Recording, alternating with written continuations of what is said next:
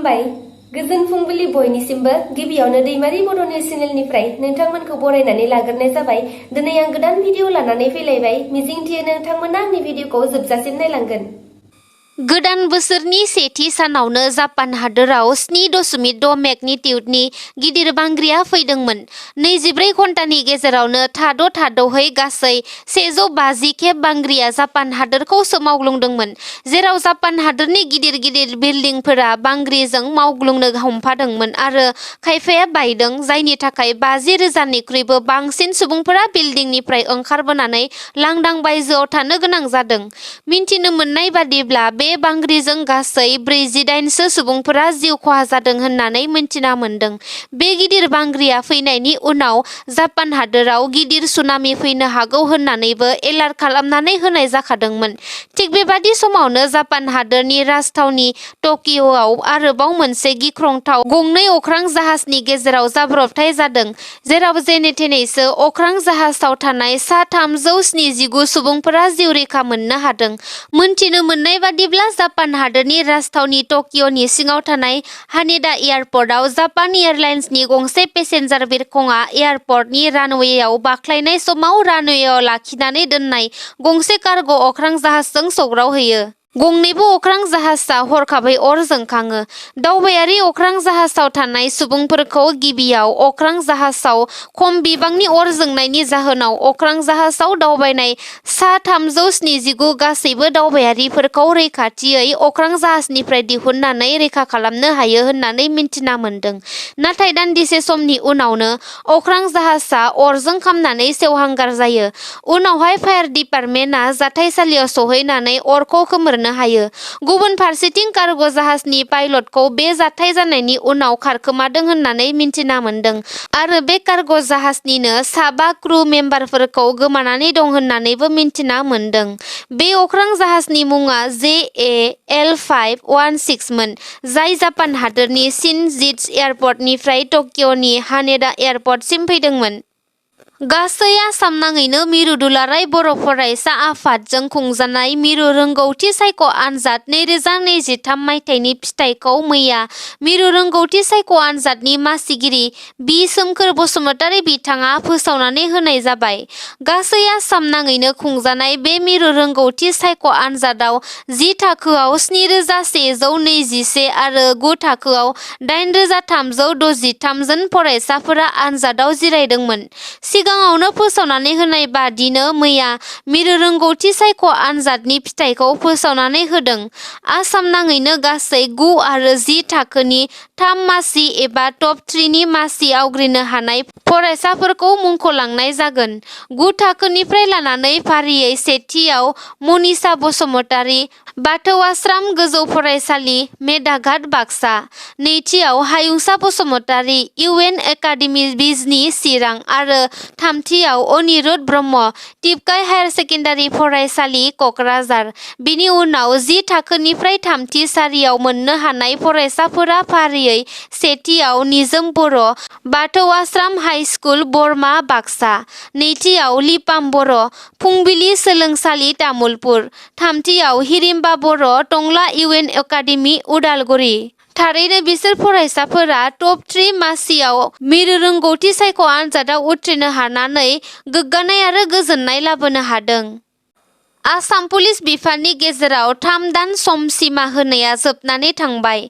मैया आसाम पुलिस जवानफोरनि सायाव फिन BMI आनजाद लाबावनाय जादोंमोन। गौहाटी, सिलचर आरो जरहाट जिल्लायाव पुलिस बिफाना BMI आनजादखौ खुंदों।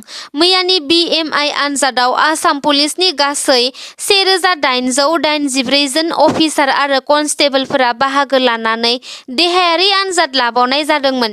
मख'जाथावदि 2023 मायथाइनि गिबियै BMI आनजादखौ खुंफुंदोंमोन, नाथाय थांनाय बारनि एबा गिबि BMI आनजादाव उथ्रिसारनो हायै अफिसार आरो कनस्टेबलफोरनि गेजेराव आरोबाव 3 दाननि गेजेराव देहायारि उदै देरनायखौ फिसा खालामनो थाखाय खाबु होबावनाय जादोंमोन। बे 3 दान सम होनाय सिमाया जोबनायनि उनाव मैया गिबि BMI आनजादाव फेलें जानाय पुलिस अफिसार आरो कनस्टेबलफोरनि थाखाय BMI आनजादखौ लाफिनदों आरो बे बारनि BMI आनजादाव फिन फेलें जानाय अफिसार आरो कनस्टेबलफोरा सुबुंफोरा गावसिनि साख्रिखौ खोमानानै लानो गोनां जानो हागौ। मख'नो गोनांदि मोदोम गिदिर एबा लोदो, उदै गिदिर, देहायारि फिटनेस गैयै पुलिस अफिसार आरो कनस्टेबलफोरखौ देहायारि फिट खालामफिननो थाखाय DGP जिपि सिं बिथाङा BMI आनजादनि राहाखौ लानाय जादोंमोन।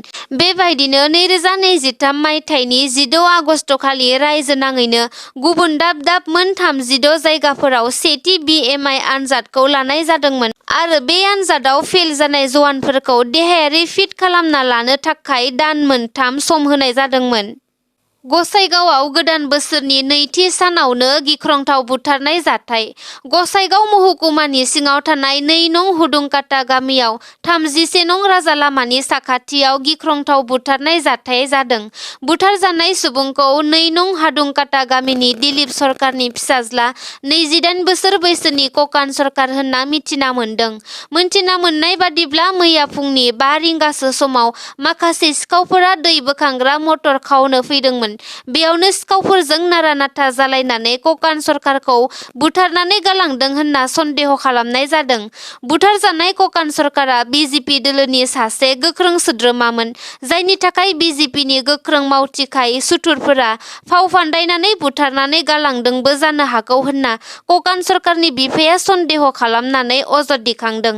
गुबुन फारसेथिंजाय ओनसोलनि सुबुंफोरा ककान सरकारखौ बुथारग्रा दायनिगिरि सुबुंफोरखौ साजा होआगौमानि गोथै देहाखौ पस्टमर्टम खालामनो हरा होननानै थासारिखौ दुंहाव खालामदों ओनसोलनि सुबुंफोरा। बेजों लोगोसे नेशनेल लिबारेशन फर्स अफ बेंगलनिफ्रायबो दाबि खालामदों आरो पुलिस बिफानजों दान्थे-बिदान्थे जालायदों। बे जाथायखौ मोनथिनानै जायगानि MLA जिरन बसुमतारी बिथाङा खौरां लाहैनायजों लोगोसे पुलिस आरो national liberation front of Bengali आफादनि आफादगिरि बिथांमोना जाथायनि सायाव नायबिजिरनाय खामानिखौ जागायबाय होनना मिथिहोदों आरो ककान सरकारखौ बुथारनाय दायनिगिरिखौ थाबैनो हमनानै गोख्रों साजा होनो नांगौ होनना महकुमा बेंगिरि आरो आसाम सरकारखौ NLFBनि आफादगिरिया गोख्रों दाबि खालामनायखौ खौरां बिजोङाव नुनो मोननाय जादों। दिनैनिफ्राय आसामनि 12 खान जिल्लायाव गुनु उत्सबआ जागायसिगोन। बे 12 खान जिल्लानि मादावनो कक्राझार जिल्ला, उदालगुरि जिल्लायावबो दिनैनिफ्राय गुनु उत्सबखौ जागायसिगोन होनना मिथिना मोन्दों। दिनै फरायसालिनि इन्टारनेल एसेसमेन्टआ जागोन आरो बिनि उननिफ्राय गाबोन थामहिनबा 4 आरो 6 जानुवारि खालारनिफ्राय एक्सटार्नेल इभेलुएसनखौ जागोन होनना मिथिनो हादों। बेजों लोगोसे 9 जानुवारिनिफ्राय 12 जानुवारि खालारनि गेजेराव बाक्सा जिल्ला, बिश्वनाथ जिल्ला, चिरां जिल्ला, सनितपुर जिल्ला आरो तामुलपुर जिल्ला बेफोर जिल्लाफोरावबो गुनु उत्सबखौ जागोन होनना मिथिनो हादों। फैबाय थानाय 6 फेब्रुवारिनिफ्राय 8 फेब्रुवारि खालारनि गेजेराव बङाइगावआवबो गुनु उत्सबखौ जागोन होनना मिथिनो हादों। बे बारनि गुनु उत्सबआव 35 खान जिल्लानि 43,498 खान सरकारि फरायसालि, प्रभिन्सियेलाइज फरायसालि, साहा बागान आदर्श फरायसालि, कस्तुरबा गान्धी बालिगा फरायसालिजों लोगोसे गोबां गुबुन गुबुन फरायसालिफोरावबो बे गुनु उत्सबखौ लानाय जागोन। थिग बेबादिनो क्लास 1 निफ्राय जागायजेननानै क्लास 10 आव फरायनाय 3,966,354 जन फरायसाफोरा बाहागो लागोन। 2017 मायथाइनि गुनु उत्सबखौ नोजोर होयोब्ला 48,868 खान फरायसालियाव गुनु उत्सबखौ लानाय जादोंमोन, नाथाय बे बाराव 43,498 खान फरायसालिफोरावल' जागोन होनना मिथिनो हादों।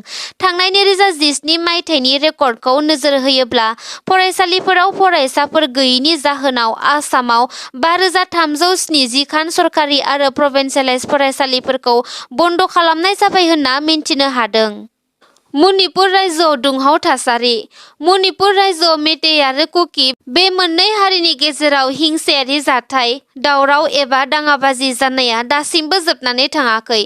मणिपुराव मेइतेइ आरो कुकी एसटिफोरा सेपारेट एडमिनिस्ट्रेसन दाबिगासिनो दङ, नाथाय सरकारा बिसोरनि दाबिफोरखौ दासिमबो होआखै। बे लेखायैनो थांनाय समबारखालि मणिपुर रायजोआव 4 सरासनस्रा एबा लकेल सुबुंफोरखौ उदखारिफोरा गावथारनानै गालांदोंमोन आरो फिन मैयाबो उदखारिफोरा 4 पुलिस कामान्डो आरो सासे BSF जवानखौ गुलि गावनानै जोखोम खालामनानै गालांदों। दा जोखोम जानाय BSF आरो पुलिस कामान्डोफोरखौ आसाम राइफल हस्पिटालाव फाहामथाय होगासिनो दं होनना मिथिनो हादों। मिन्थिनो हाबावनाय बादिब्ला पुलिस कामान्ड'फोरा गारि लानानै म्यानमार सिमा फारसे थांगासिनो दंमोन, नाथाय बे समावनो बिसोरखौ गुलि गावहरदों होनना मिन्थिनो हादों। मैयायो 2 जानुवारि खालाराव रुंसारि कनकेश्वर नार्जारिनि 81थि जोनोम सान फालिदों दुलाराय बर' फरायसा आफादा। रुंसारि कनकेश्वर नार्जारि बिथाङा सासे भारतारि राजखान्थिगिरि आरो दुलाराय बर' फरायसा आफादनि गायसनगिरिमोन। कनकेश्वर नार्जारि बिथाङा थांनाय 1999 मायथाइयाव गोदान दिल्लीयाव जवाहरलाल नेहरू लाइफटाइम एचिभमेन्ट बान्थाबो मोननो हादोंमोन। बिथाङा 2003 मायथाइनि 12 अक्ट'बराव रुंसारि जालांदोंमोन। गेदेमा कनकेश्वर नार्जारिनि मावथाय आरो बिहोमाखौ मुलुगाव थाजोर खालामनो इयुनाव मिथिहोनो बिथांनि जोनोम सानखौ दुलाराय बर' फरायसा आफादा बोसोरफ्रोमबो गोसोखांथि सान महरै फालिबोबाय थानायखौ नुनो मोननाय जायो। बेबादिनो देग्लायबो 2 जानुवारियाव बिथांनि जोनोम सानजों लोब्बा लानानै सेरफांगुरि गोमोबिल गामियाव रामफलबिल दख'रानि दुलाराय बर' फरायसा आफाद आरो क'क्राझार जिल्ला दुलाराय बर' फरायसा आफादनि हेफाजाबाव जथायै मेहेरगोनां हाबाफारि लानानै फालिनाय जादों। बे हाबाफारियाव मिरु एबसुनि आफादगिरि दिपिन बर', बिथां बारग' एमएलए परमेश्वर ब्रह्म आरो गुबुन गुबुन आफादगिरिफोरनि दैदेनगिरिफोरा बाहागो लादों। बे हाबाफारियाव आरोबाव लोगोसे गेदेमा कनकेश्वर नार्जारिनि अनजालि बिसि हिराभाइ नार्जारिजों लोगोसे अनजालि फिसाजो फिसाज्लाफोराबो बाहागो लादोंमोन। नोंथांमोना आंनि भिडिअखौ जोबजासिम नायबायब्ला अन्नानै लाइक, शेयार, कमेन्ट आरो साबस्क्राइब खालामनानै होगोन होननानै आङो मिजिंथियो। एसेनोसै, गोजोन्थों।